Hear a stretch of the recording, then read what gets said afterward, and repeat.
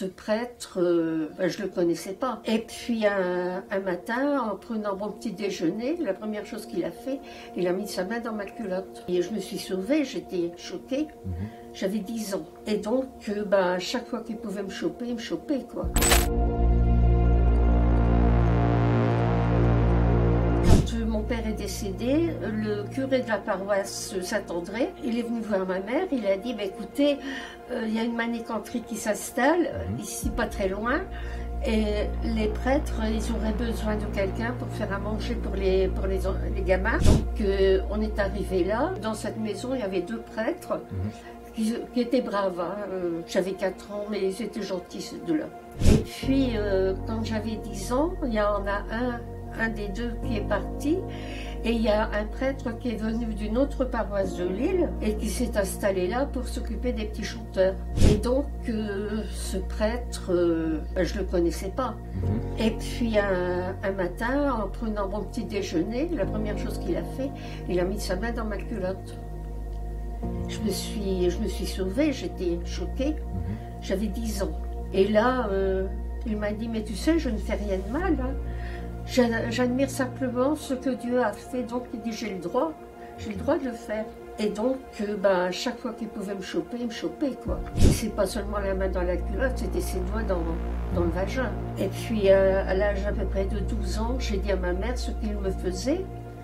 Et ma mère m'a dit... oh c'est pas grave, elle dit, tu sais, c'est un homme comme un autre, il peut avoir aussi ses faiblesses. Et surtout, connaissant ma mère, elle était toujours à dire, oh, si jamais quelqu'un touchait à une de mes filles, oh là là, mais je le tue, hein, jamais je permettrais une chose pareille. Et puis là, elle l'a permis. Et ma mère, elle était jusqu'à me dire, oh, mais tu sais, c'est comme un père de famille, hein.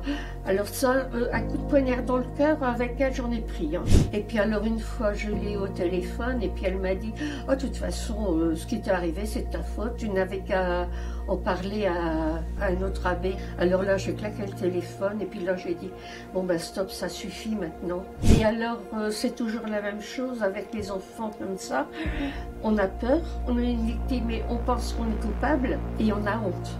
Donc on n'ose pas en parler. Et c'est là que je me suis rendu compte, il n'y a pas très très longtemps, qu'en fait, dans les mains d'un pédophile, vous n'êtes pas une personne humaine, vous êtes un objet, c'est tout. Vous êtes un objet de leur fantasme. J'ai avoué ça à mon mari, j'avais 35 ans. Hein. Et c'est là qu'il m'a dit, j'ai pris conscience de beaucoup de choses. Parce qu'il y avait des moments, je ne supportais pas qu'ils me touchent. Hein. Je revivais tout ça. C'est Lily qui m'a contacté en me disant, voilà, vous avez une réparation. Et c'est l'église qui paye. Hein. Pour moi, c'est une vengeance. Je dis, c'est bien fait pour eux. Parce que eux qui faisaient si bien la morale, hein, et tout ça, maintenant, c'est eux qui doivent payer. Il y a eu beaucoup trop d'hypocrisie. Hein. Et puis l'église, elle a franchement été vraiment coupable.